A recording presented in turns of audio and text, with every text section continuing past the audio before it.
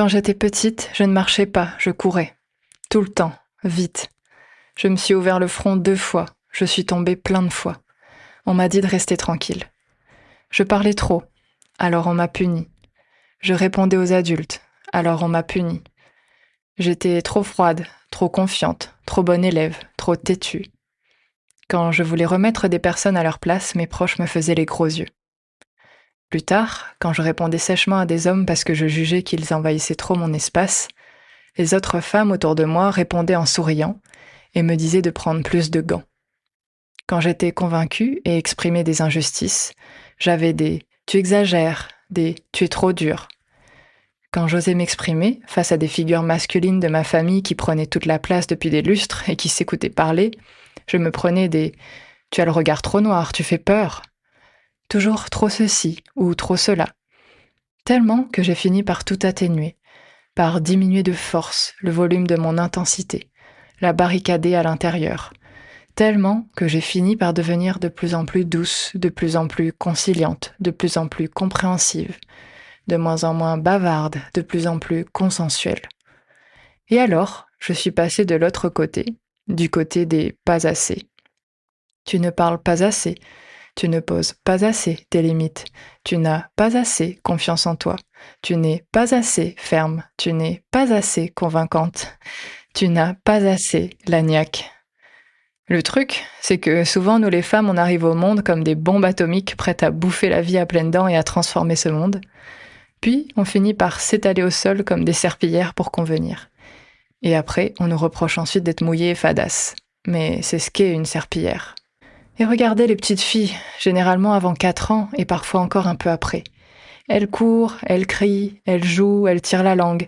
Elles n'en ont rien à faire d'être polies ou de fouiller la terre avec leurs doigts. Alors, comment on fabrique une fille bien?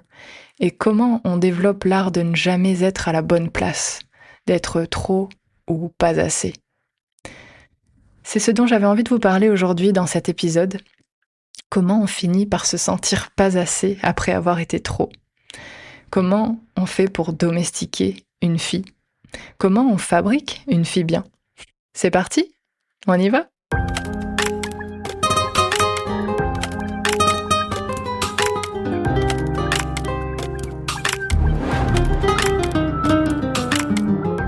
Bienvenue dans Mauvaise Fille, le podcast pour oser te regarder vraiment, t'accepter dans toutes tes parts et t'aimer entière, un peu plus, chaque jour, en te libérant des injonctions, mais aussi en éclairant tes ombres.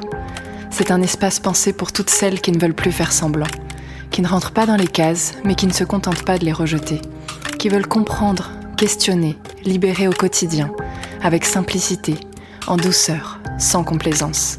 Ce podcast, c'est une invitation à t'aimer, pas parfaite, pas lisse, mais vivante, lucide, en chemin. Alors, bienvenue dans Mauvaise Fille.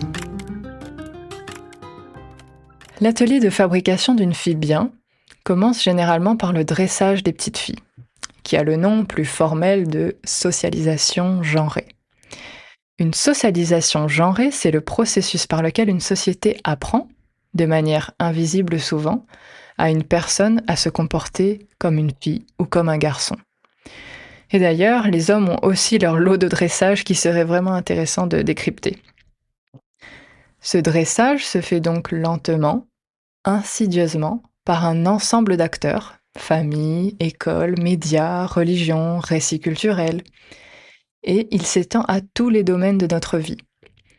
Cette socialisation genrée peut se trouver tout simplement dans le choix uniquement de jolies petites robes pour sa fille, qui vont l'empêcher tous les jours de courir, de sauter et de bouger son corps dans l'espace.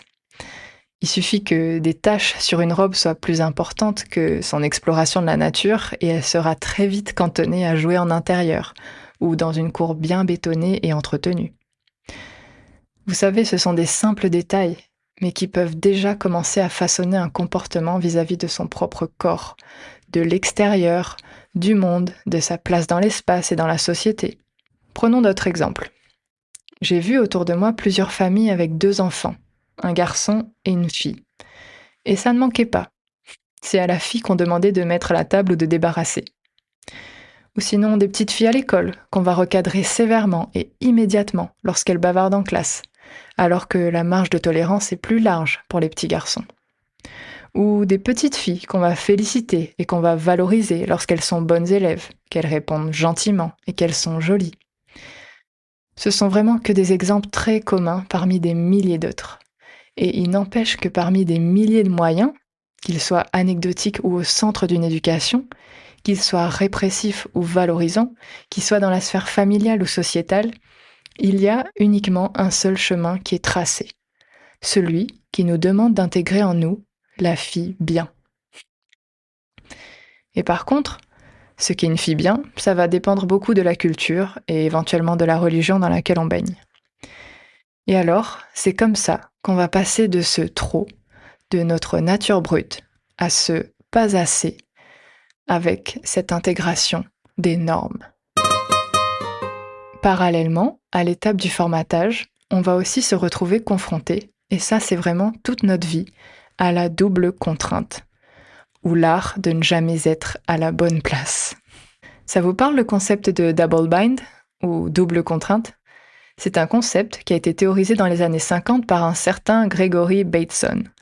En gros, ça parle d'une situation relationnelle dans laquelle une personne reçoit deux messages contradictoires en même temps, avec l'impossibilité de répondre correctement à l'un sans désobéir à l'autre. En gros, quoi que tu fasses, c'est faux, et tu ne peux pas t'en sortir. Le double bind démarre par une première injonction. Prenons l'exemple de « sois spontané ». Puis elle est suivie par une deuxième injonction contradictoire, qui est plus souvent implicite, comme « sois spontané, mais fais-le correctement et comme il faut ». Et troisième étape, tu te retrouves coincé, et tu ne peux généralement pas dire « ce que tu me demandes est contradictoire ». Et on voit bien dans cet exemple, tu es foutu, parce que tu ne peux pas être réellement spontané et en même temps le faire correctement comme il faut, n'est-ce pas? Et j'imagine que vous en connaissez vous aussi des exemples de double bind qui sont particulièrement spécifiques aux femmes. On va en regarder quelques-uns. Par exemple, on te dit qu'il faut être ambitieuse. Mais pas trop, parce que les femmes ambitieuses sont aussi des carriéristes froides. On te dit qu'il faut que tu t'affirmes, mais quand tu t'affirmes, on te dira que tu es potentiellement trop agressive. Et alors tu te tais, mais quand tu te tais, on te dira que tu es trop effacée. On te dit d'exprimer tes émotions, mais quand tu les exprimes, on te dit que tu es trop sensible. On te dit d'être indépendante, mais pas trop non plus, parce qu'il faut savoir rester désirable et disponible. Bref, les femmes sont plongées très tôt dans ces doubles contraintes permanentes. Et j'aurais vraiment hâte d'entendre tous les exemples que vous avez de votre côté. N'hésitez pas à les mettre dans les commentaires de cet épisode. Et du coup, ces doubles contraintes permanentes, ça crée une confusion interne immense, une vraie perte de repères, une autosurveillance constante et avec toujours cette culpabilité en arrière-plan.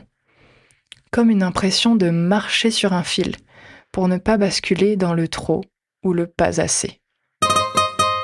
Et aujourd'hui, j'ai aussi envie de vous parler d'un troisième concept, le copain de la socialisation genrée de la double contrainte, dans cette fabrication d'une fille bien qui ne soit ni trop, ni pas assez. D'ailleurs, qui ne soit pas trop. Le shrinking. Le shrinking, qui veut dire en français se rétrécir, on en parle en psychologie sociale et dans les études de genre. Il désigne le fait de se rendre plus petite que l'on est réellement pour éviter de déranger, de menacer, de prendre trop de place. C'est une véritable stratégie d'adaptation que l'on met en place pour se sentir plus en sécurité. Et ce rétrécissement, il s'opère dans notre corps, dans notre voix, dans nos ambitions, dans notre présence, dans nos relations, partout. Je vais vous donner des exemples. Je vois autour de moi des femmes qui changent de voix lorsqu'elles ont leur mère au téléphone ou une autre personne. Elles vont adopter une voix plus douce, plus basse, plus enfantine. On peut ici parler de shrinking. On parle de shrinking aussi lorsqu'on a tendance à minimiser ses réussites. Vous le connaissez ce « oh mais c'était vraiment pas grand-chose ». Ou sinon lorsqu'on a tendance à s'excuser d'exister. « Désolé si je te dérange ». Ou lorsqu'on évite les conflits, même quand c'est légitime. Ou lorsqu'on réduit ses ambitions, pour ne pas faire peur. Et cette autoréduction, elle peut aussi se matérialiser avec notre corps. On se fait littéralement plus petite. Vous connaissez cette posture quand on commence à rentrer les épaules. On baisse la tête. Inconsciemment, on va croiser les jambes. On va serrer nos bras contre nos corps. Et des fois même inconsciemment, on perd beaucoup de poids, on maigrit. Et finalement, c'est comme ça, entre autres, si on reprend ce que je disais au début, qu'on passe de cette bombe atomique, et dans cette expression, il n'y a vraiment rien qui est lié à l'apparence, à la serpillière. Et ça a un coup que vous connaissez toutes sûrement. Le syndrome de l'imposteur, cette conviction persistante de ne pas mériter sa réussite, qu'un jour on sera démasqué comme incompétente, malgré le fait que toutes les preuves de notre compétence sont bel et bien là. Le syndrome de l'imposteur n'est pas un défaut personnel, mais une réponse rationnelle à tous les concepts qu'on vient d'évoquer ensemble. Donc je répète, le syndrome de l'imposteur n'est pas un défaut personnel, mais une réponse rationnelle à cette socialisation genrée, à ce shrinking, à ce double bind. L'épuisement aussi, un coup que vous connaissez sûrement. L'épuisement de s'auto-surveiller de manière permanente, de se recalibrer constamment, de chercher une juste place qui n'existe pas. L'épuisement n'est pas un défaut personnel non plus, mais une réponse corporelle à tout ce qu'on vient d'évoquer ensemble. Et on peut aussi parler de cette police interne entre femmes. Tout à l'heure, je disais dans mon intro que je me prenais des fois des gros yeux ou des tu es trop dur quand je me permettais de remettre quelqu'un à sa place. Et ces gros yeux et ce tu es trop dur venaient des femmes elles-mêmes. Cette police interne entre femmes, elle est là, insidieusement. Les autres femmes, donc, qui sont ces premières à te rappeler la bonne conduite, parce qu'elles ont intégré les mêmes règles, et que lorsqu'une femme ne respecte pas ces règles, elle se rappelle, elle, de ce qu'elles ont dû sacrifier pour correspondre aux règles. Et là, ce n'est pas un défaut personnel, c'est une réponse systémique à tout ce qu'on vient d'évoquer ensemble. Le syndrome de l'imposteur, une réponse rationnelle, l'épuisement, une réponse corporelle, la police interne entre femmes, une réponse systémique à tout ce qu'on vient d'évoquer ensemble. Et maintenant, on en fait quoi ? Alors oui, si vous avez certains désirs, besoins et ambitions, et je dis bien seulement si, vous devez travailler, comme on dit, ou simplement développer votre estime de vous et votre confiance en vous. Et vous avez ce pouvoir et cette capacité à les reconstruire tous les deux, parce que rien n'est figé. Mais ce n'est pas pour autant que vous êtes responsable de ce manque de confiance en vous ou d'estime de vous. Ça, c'est le résultat d'une équation simple, d'une addition de nombreux concepts, y compris la socialisation genrée, la double contrainte et le shrinking, comme on a évoqué aujourd'hui. Et ça, c'est pas dans votre tête, c'est structurel. Alors pour aujourd'hui, c'est la première étape, comprendre pourquoi on se sent trop ou pas assez, pourquoi on bascule de l'un à l'autre au cours de notre vie. Et s'ajoute à ces conditionnements systémiques intériorisés notre histoire personnelle à chacune qui va forcément orienter nos comportements et nos croyances dans un certain sens. Et une fois que l'on comprend, on a le choix de déconstruire nos récits intérieurs. Et c'est ce qu'on fait ici. Est-ce que vous vous êtes reconnu dans certains exemples ? Est-ce que l'un de ces concepts vous a parlé ? N'hésitez vraiment pas à me partager vos insights et vos ressentis. Je suis vraiment très curieuse de savoir comment ça a résonné pour vous. Alors, à bientôt, passez une bonne journée ou une bonne soirée, et je vous dis à très vite.